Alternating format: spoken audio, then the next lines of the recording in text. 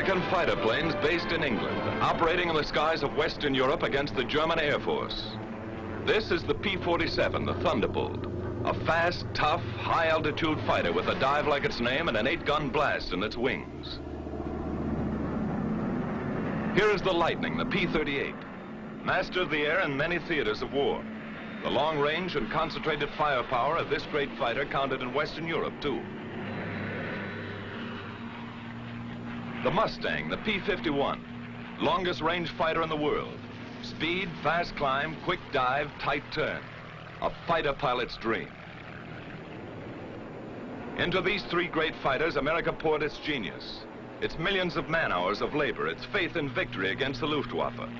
And in their single cockpits, it placed its carefully chosen sons, trained to a fighting edge, trained as never before. Here is their report, catch as catch could by their own gun cameras in the instant of action, and delivered in return for your toil and your treasure and your high hopes.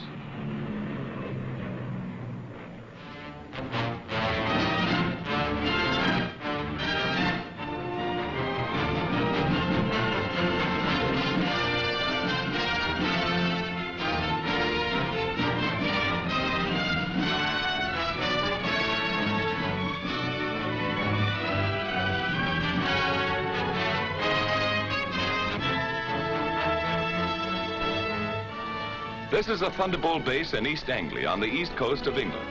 One of many such bases from which our fighter planes swarmed up into the far red yonder of battle to the east. Their main job, although they struck many other blows, was to escort and protect our heavy 4-engine bombers, the big friends, against the Focke-Wulf 190s, the ME 109s, and the enemy's rocket-lobbing twin engines, Ju-88s, ME 210s, 410s, and others. To attack them whenever, wherever, and in whatever strength they appeared. Our direct challenge for control of the air. Trucks bring the pilots from the field to the squadron dispersal hut for intelligence interrogation after the mission. Coffee and sandwiches if they want it. Little action today, just a routine escort. You saw 4 190s on the field. That's right. Kerry saw them, too. I think it was this field, Jack, further west. We made the 180 here and flew about 2 minutes on 340. Well, that's about 15 miles south of Hanover. We thought that field was knocked out. They seem like ordinary American boys, but look a little closer. Now they pile in a Jeep and ride to chop. They have Jeeps enough, but they like it this way. They kid a lot, high-spirited. And later they relax and enjoy the not too frequent sunlight. Unless some joker is present, and he usually is.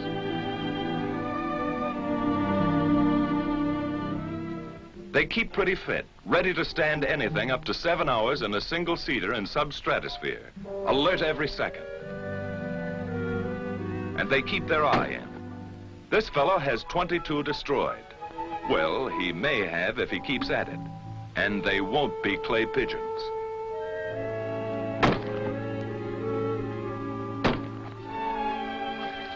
The old swimming hole is the same in England as at home.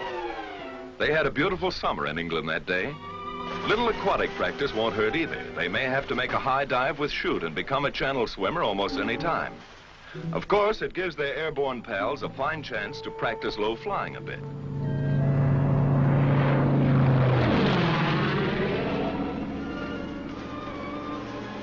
The swimmers take no chances on this buzz job. Maybe they're learning not to get behind the 8 ball here. Put the 6 in the corner. Getting in shape for Wimbledon in a small way. Good shot. Keep your eye on the little white ball, Eddie. Keeping up with their crooning, naturally. May need that in the good old by and by. Everybody's favorite newspaper in this town. What goes on in New Guinea, China, and Luzon? What's happening at home? Best of all is their comradeship. Fellows who are trusting one another with their lives in this teamwork war learn to be friends. Somewhere else in England, and another day, from deep sweeps into enemy territory, a weather reconnaissance plane flies in. Its reports are cross-checked with many others, writing the destiny of today or tomorrow in atmospheric pressure lines. Fair in this theater means not impossible, and weather is almost enemy number one. At 8th Air Force, General Doolittle discusses fighter protection. The 8th Fighter Command will give fighter cover to targets and back from the targets. It's desirable that we peel off as many fighters as possible to come down east of the Ruhr and strafe ground targets. How many do you want to peel off? Well, General, we're spreading over a pretty wide area there. I'd recommend very seriously that we hold all strafing to a minimum. All right. Go ahead and send that over to the 8th Fighter Command. Yes, sir. The bomber plan, timing, altitudes, forces, course, and targets have reached the combat operations room at Headquarters 8th Fighter Command. Major General Kepner commanding. Now the General and his Chief of Staff, Brigadier General Griswold, come in to inspect and discuss the plan of escort. Colonel Burns, operations, determines what group shall fly. Colonel James decides their disposition.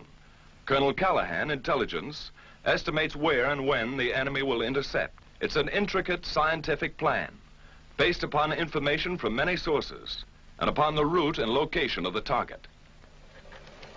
Then a field order goes out to the fighter wings, and through them to the fighter groups and squadrons which they control. This command supports 1st and 2nd Bomber Forces. 62nd Group P-47s will escort heavy bombers over enemy coast through target to limit of endurance. All observations will be reported over RT. The field order is received at the fighter base by the duty officer in group operations. He checks the field order for the group rendezvous time with the bombers. He calls maintenance, armament, and others. And in the still dark hours of the morning, a squadron intelligence officer shakes the pilots out of their deep sleep. Briefing at 6:30.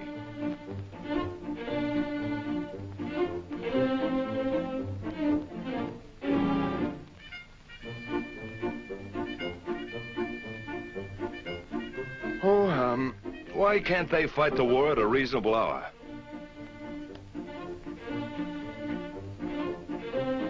Wake up over there if you want any breakfast. There's a show on. Crews, meantime, are warming and priming the aircraft. The crews are a vital part of this show. Tune their kites to fighting pitch. Going places as always, long-range wing tanks are fitted.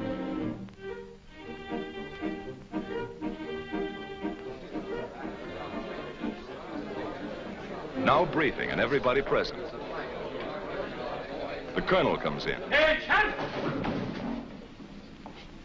These fellows are veterans of many missions, so he gives them the essentials without ceremony. Okay, boys, today we're going to escort 10 boxes of bombers, 36 ships to each wing.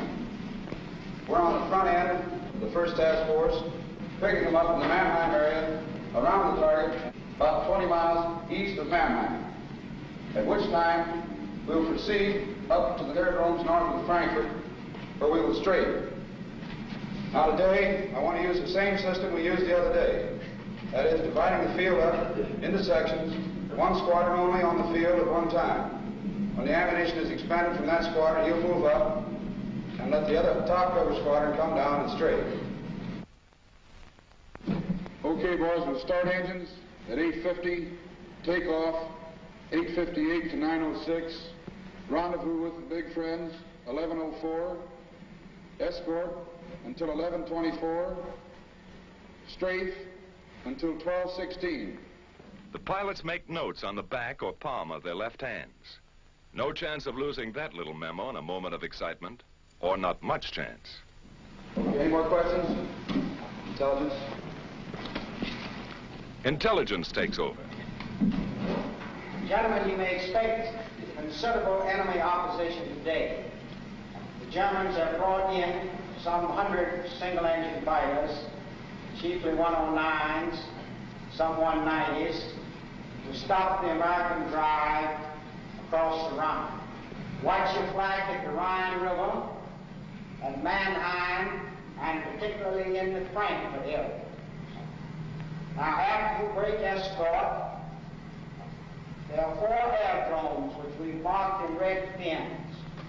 You're free to strafe those aerodromes, but watch out for the flag. There are probably about 30 guns on each airfield. Send a flight down to silence the guns before you attempt to hit the planes on the field.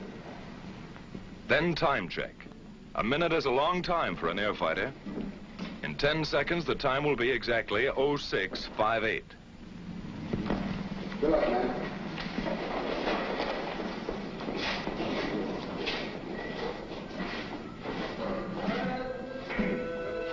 Surprised? These fellows know what's at stake. Each man takes his emergency kit and empties his pockets. A scrap of paper might tell a big story to enemy intelligence if he has to bail out. Last but not least, each pilot picks up his chute and rubber dinghy on the way out. 20 minutes before takeoff time, trucks bring the pilots to their planes. The group leader gives his own flight special instructions. Techniques are proven and fairly standard, but they're rugged individualists, these fighter boys, and each leader has a few ideas of his own. All right, let's get aboard. Helmet is not only for warmth, it holds radio earphones too. Oxygen mask contains the mic. No hands to spare on this one-man kite. Here this pilot will fly and fight in the icy substratosphere or dusting the treetops of Germany for anything from 4 to 7 hours.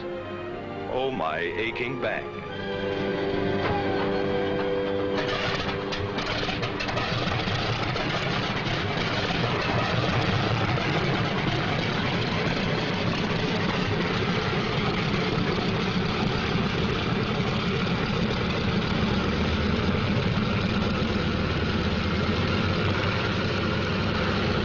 All clear? Let's go. Takeoff by 2s on the quarter minute. Element leader and his wingman. Expert takeoffs and landings are a point of pride with every squadron.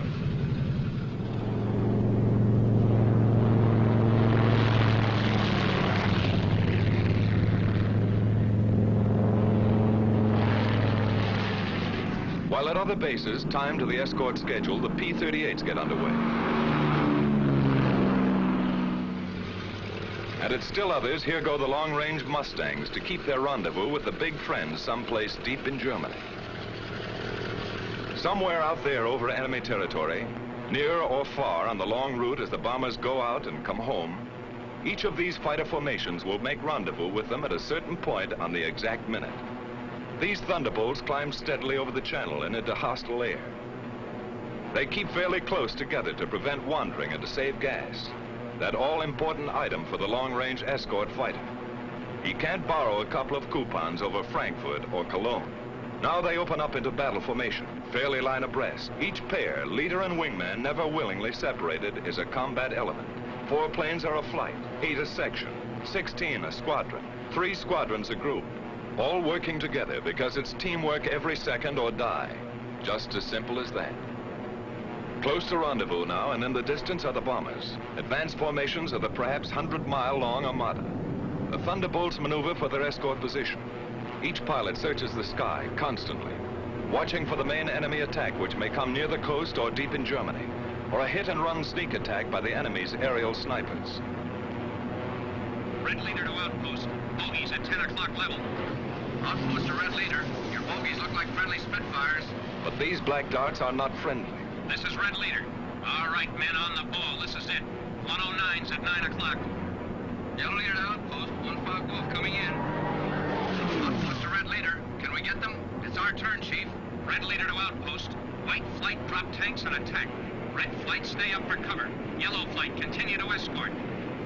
Red flight gets rid of its long-range wing tanks before the fight. Then down they go. The sneak attackers try to run for it now, but the Thunderbolts are on them.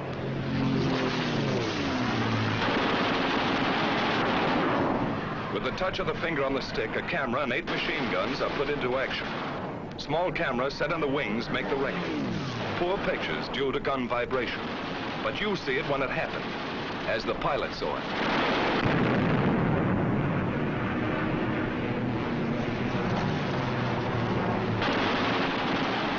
armor-piercing incendiary 50 caliber ammunition makes a flash when it strikes, and how it strikes.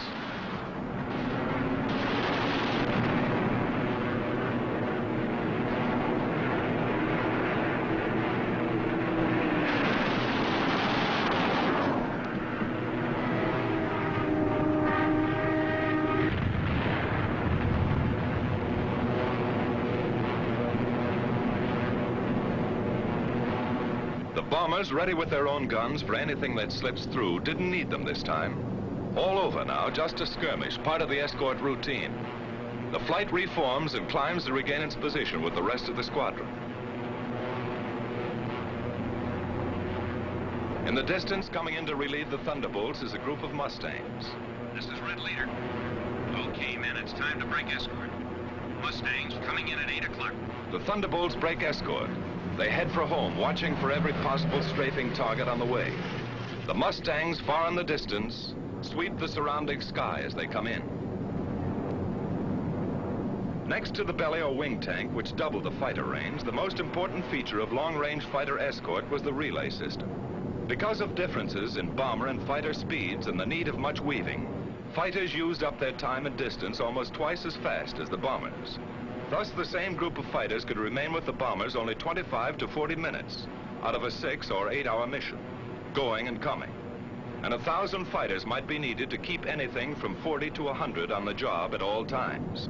While the enemy could strike with 250 at any point he selected, our fighter groups had to relieve one another at rendezvous points all along the route, like this.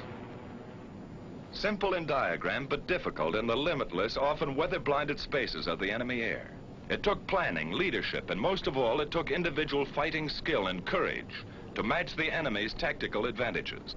Forewarned an hour and a half by his radar as our bombers gained altitude over England, he had plenty of time to mass his fighters at his chosen point of attack and to outnumber our escort at anything from 2 to 1 to 10 to 1. This captured film shows how quickly the 109s and the Focke-Wulf 190s got into action. They were as grimly determined to stop these great daylight thrusts into their industrial heart as our bombers and fighters were resolved to press them home to the hilt.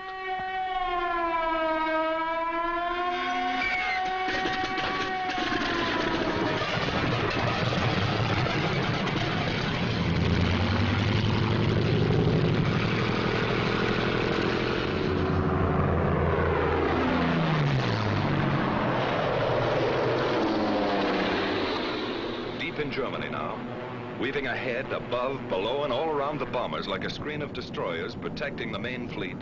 A group of escorting Mustangs watches every corner of the sky. They don't have long to wait.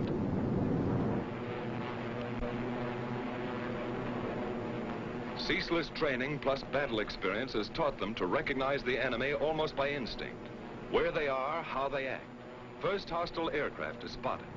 Blue Leader here. Watch it, fellows. 109 to 10 o'clock. The enemy fighters are massing for an attack on the bombers while our pilots watch every move of their very tactics. Yellow Leader to Blue Flight. Looks like they're trying to lead us away from the bombers. Green Leader here. You're right. Here comes another 9 o'clock. Blue Leader here. Blue Flight drop tanks. Yellow and Green Flight stay up for cover. The Mustangs drop wing tanks and plunge into the fight.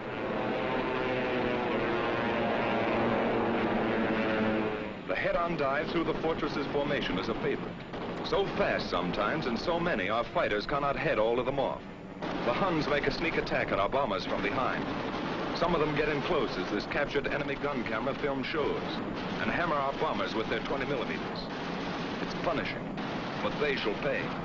The Mustangs are in the thick of it, and the battle ranges all over the sky as other formations join in.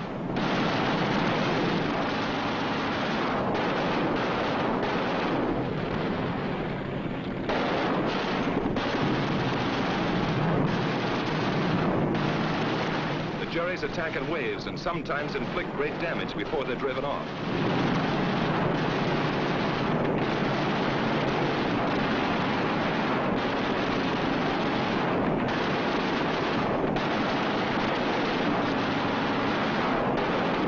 A B-17 catches fire and goes down in flames.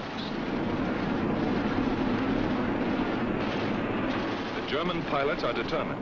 So are ours. to the death.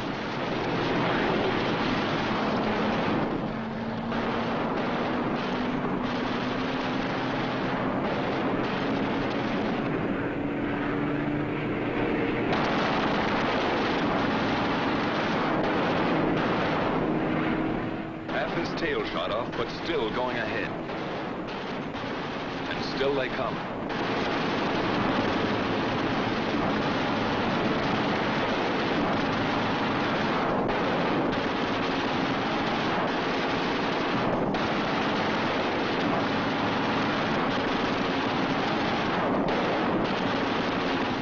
We lose another, but they cannot stop us. Our fighters, often heavily outnumbered, engage the enemy all over the sky.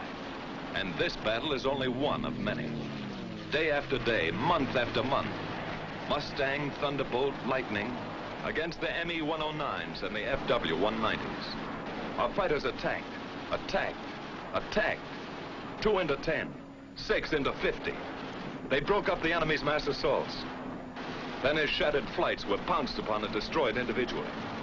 Our victory column soared at the rate of 4 to 1. Great and gallant days they were. Many new aces, many empty places.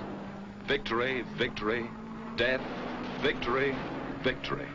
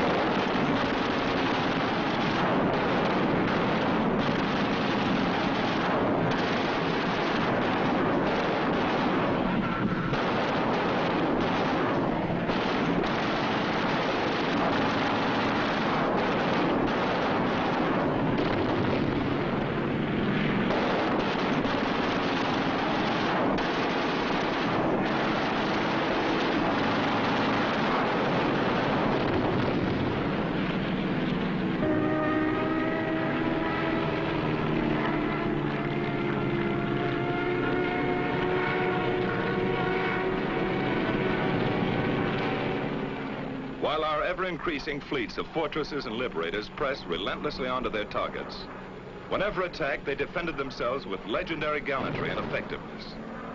If a missed rendezvous or other misadventure, due usually to blinding weather, prevented fighter protection somewhere, they suffered heavy losses.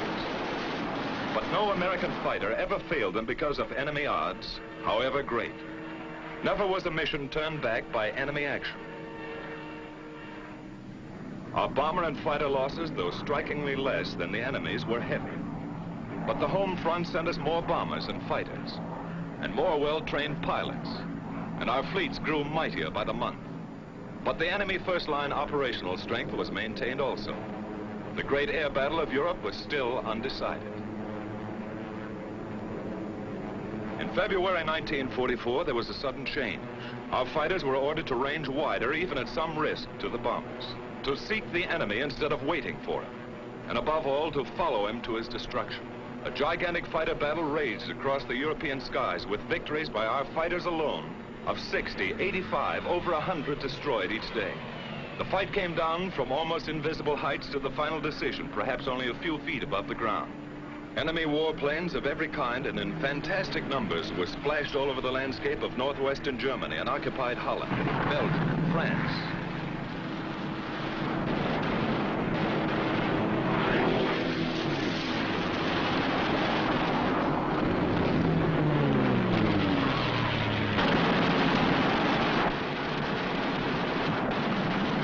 Watch this 190 hit the dust.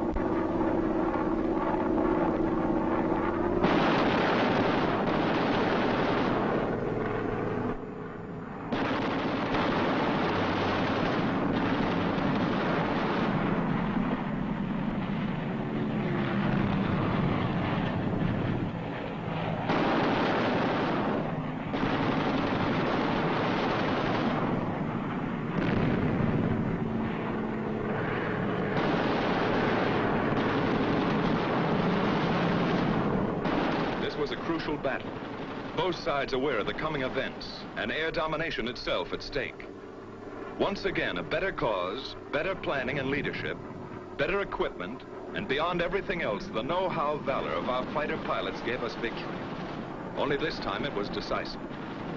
So many of his aircraft exploded over his own forests and housetops, or were driven, flaming wrecks, into the ground. So many of his famous fighter leaders met death at the hands of some grimly determined boy from Illinois, or Wyoming, or wherever, that his morale was shattered. His defense plan was smashed. The Luftwaffe cried, "Enough."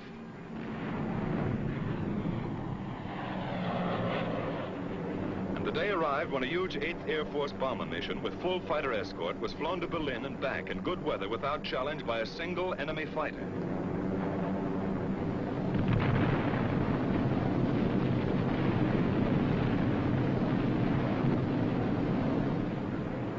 Quickly now, our long-range escort fighters seized their opportunity.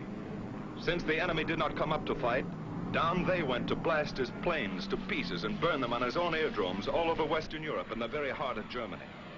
It was the most savage and devastating fighter ground attack on record. Returning from unchallenged escort duty and on many special missions, they burned his aircraft by hundreds, harried him from one airfield to another, forced on him a degree of dispersal ruinous to his efficiency. His frequently intense light flak, sheets of machine gun fire from flak towers and ground installation caused losses, heavy ones, 4 times as many as the same number of fighters would sustain in aerial combat. These are the films of the victors, and they do not show the cost. But our fighters never flinched, and by their fine courage, facing destruction in single-engine planes only a few feet above the ground, 500 miles from their bases, they smashed the heavily concentrated front-line operational strength of the German Air Force forever.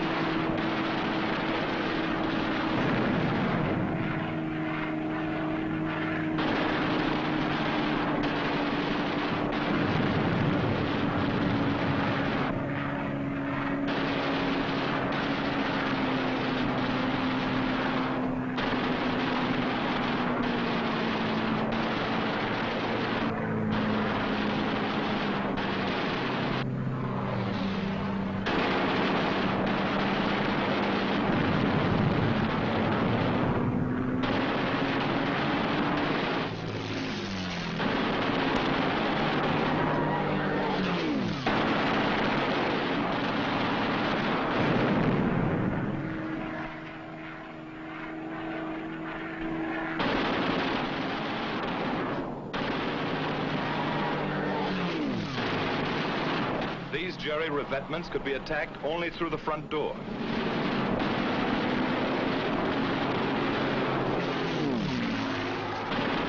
These copied Allied Invasion Day stripes failed to deceive our pilots.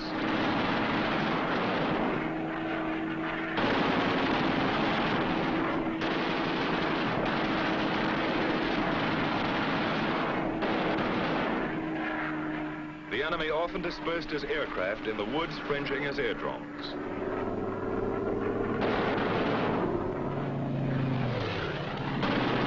Always open season on this kind of sitting duck.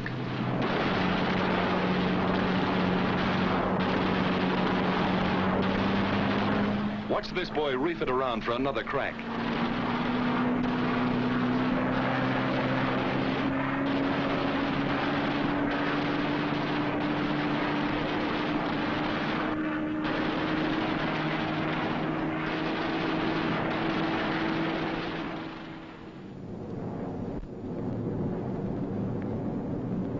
The steady, relentless bombing of Germany went on without ceasing. Against the enemy's occasional desperate efforts to intercept, we maintained fighter escort every step of the way. But the sky was ours, and another great opportunity was ours. His teeming, widespread, intricate transportation system. Feeding and supplying the great armies which he counted upon to throw our invasion forces back into the sea. Then something happened.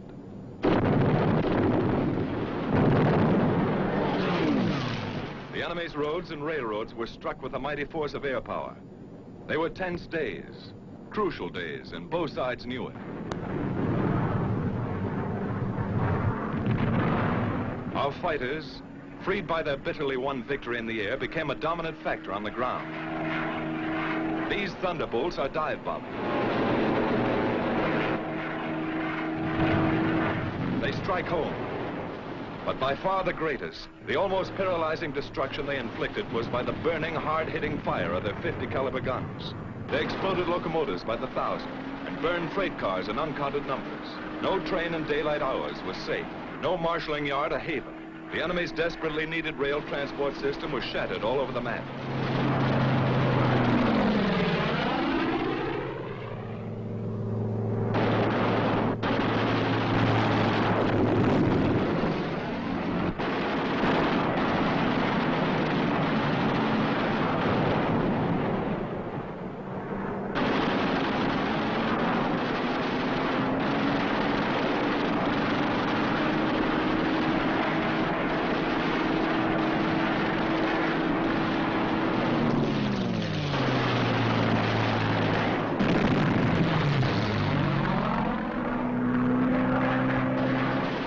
Tank goes up, one of many.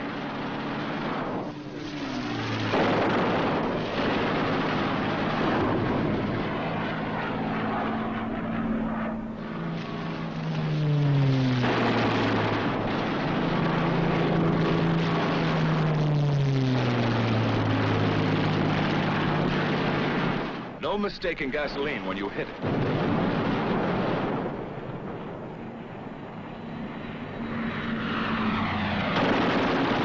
Target too small, even a single railroad car.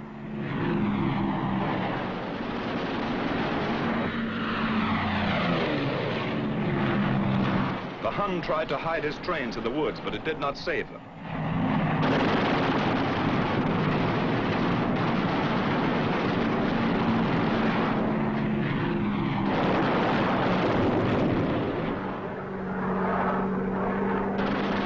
His diversion of traffic to slow-moving barges was no escape. The hail of our fighter fire swept the canals.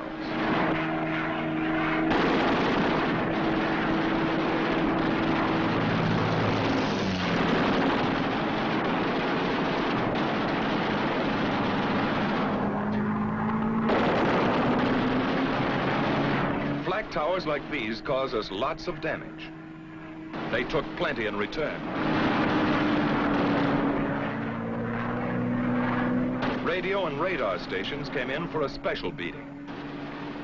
Flak and machine gun defense was forced upon the enemy wherever he hoped to move. It was intense.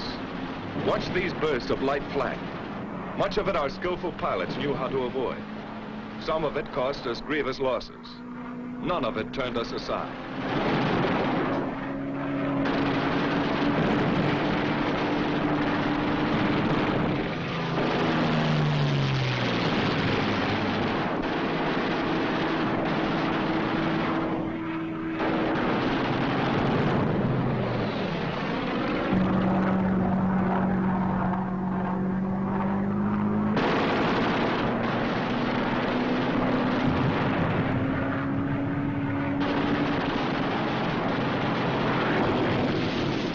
enemy ammunition tried to run the gauntlet in vain. Watch this staff car of a high German officer. Was it Rommel? Could be. At the same time came such a scourge of road traffic as never before known. The enemy could move his convoys effectively only at night, was delayed and destroyed wherever he turned the wheel. What did this mean to the German armies in the West? How did it count on Invasion Day and the Battle of Normandy? Here is the picture of the enemy's transportation system as he was able to take it into the crucial test. Yes, this is the report our fighter pilots send back to you. The great armadas of our bombers sailing unhindered through the enemy air. Our gallant armies driving ahead without having to keep one eye cocked over their shoulders. Their gun emplacements unobserved.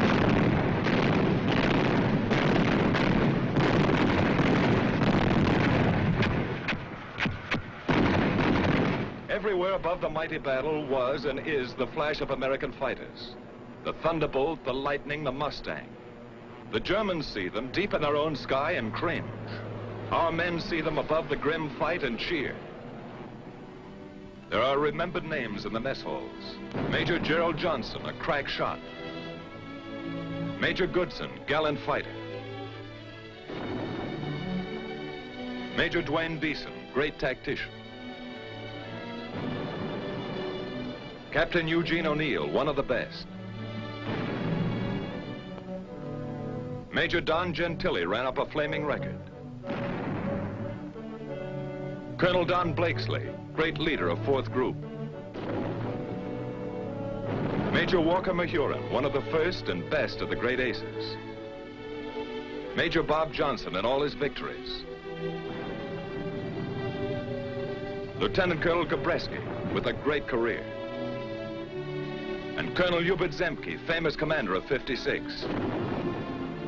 A score of victories or more on the records of them all. Duncan, Schilling, Pretty, and many, many others. But this is not the story of our heroes. It belongs to all our gallant fighter pilots who in the decisive hour smashed the Luftwaffe and gave us freedom of the air.